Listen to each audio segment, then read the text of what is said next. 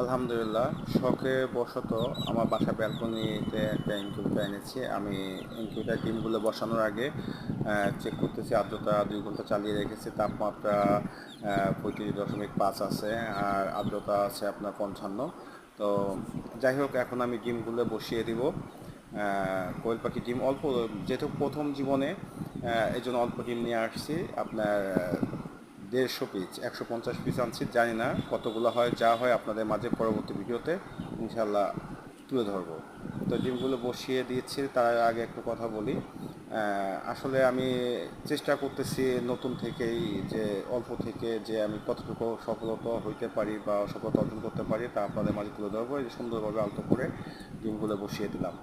তো যাই হোক বন্ধুরা, একটু পাশে থাকবেন, আর নিত্য নতুন ভিডিও পেতে আমাকে উৎসাহিত করবেন। আমার ভিডিওটা একটু দেখবেন এবং কমেন্ট করবেন, লাইক এবং শেয়ার করবেন।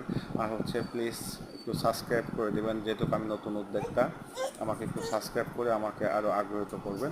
তো ডিমগুলো আমি বসিয়ে দিলাম, বসিয়ে দেওয়ার পরে হচ্ছে গিয়ে এখন আমি ঢাকনা দিয়ে ঢেকে দিব। আর বাচ্চা ওঠা আগ পর্যন্ত আপনাদেরকে পরবর্তীতে আবার দেখাবো ইনশাল্লাহ। সাথে থাকেন, পাশেই থাকেন, আর ভুলে যায়েন না। আর চাই আপনাদের ভালোবাসা অনুভূতি। এই যে একটা ডিম আমি ক্লোজ দিয়ে রাখছি, মানে ডিম ক্লোজ দেওয়ার কারণ হচ্ছে ডিমটা ফাটা ছিল, যে এটা বাচ্চা হয় কি না। তো বাচ্চা হলে পরবর্তী ভিডিওতে আপনাকে অবশ্যই আপনাদের উদ্দেশ্যে আমি ভিডিও ছাড়বো। তো কেমন হলো, কিভাবে কি করব, আর একটু অভিজ্ঞ ভাইরা একটু করবেন, আমাকে একটু উৎসাহিত করবেন। আর আপনাদের উৎসাহিত অনুপ্রেরণা জাগাবে যাতে আমি করতে পারি। ধন্যবাদ। নেক্সট, এই যে দেখেন বাচ্চা ফুটছে, ফোটার পরে যে আমার ইনকিউবেটর এটা বোর্ডিংয়ে দিয়েছিলাম, তা শুধু বাচ্চা ঘামাই যাচ্ছে। কেন ঘামাচ্ছে বুঝতেছি না। আহ, এত সুস্থ সবল বাচ্চা কেন এতটা ঘামাচ্ছে?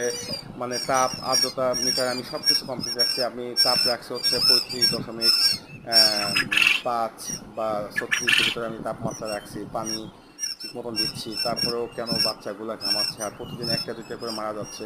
আমি বাচ্চা ফোটার পরে প্রথমে আমি গ্লুকোজ বেড দিছিলাম। এটা 2 ঘন্টা চালিয়েছে, তারপরে দিচ্ছি লাইসোবেট। 3 দিন চালানোর পরে এখন রেনাসিন খাওয়াচ্ছি। রেনাসিন দিন কমপ্লিট। আজকে পাখির বয়স হচ্ছে যে 6 দিন, কিন্তু বাচ্চা খুব চঞ্চল, বাট ঘামাচ্ছে কেন সেটাই বুঝতেছি না। এই যে তার আগে আপনাদেরকে একটা জিনিস বলাই, যে আমি যখন বাচ্চাগুলো ইনকিউবেটর থেকে তুলছিলাম, দেখেন কি সুস্থ সবল ছিল, সুন্দর বাচ্চা ছিল, কিন্তু বাট বড় হচ্ছে, দিন যাচ্ছে, আর বাচ্চাগুলো ঘামাচ্ছে কেন, যে এই সমস্যাটা হলো বুঝলাম না। এই যে দেখেন, আপনাদের মাঝে তুলে ধরলাম। এই যে আমার প্যারেন্টসের তৈরি হয়েছে, মাসাল্লাহ ডিম দিচ্ছে। পরবর্তী সবাই একটু পাশে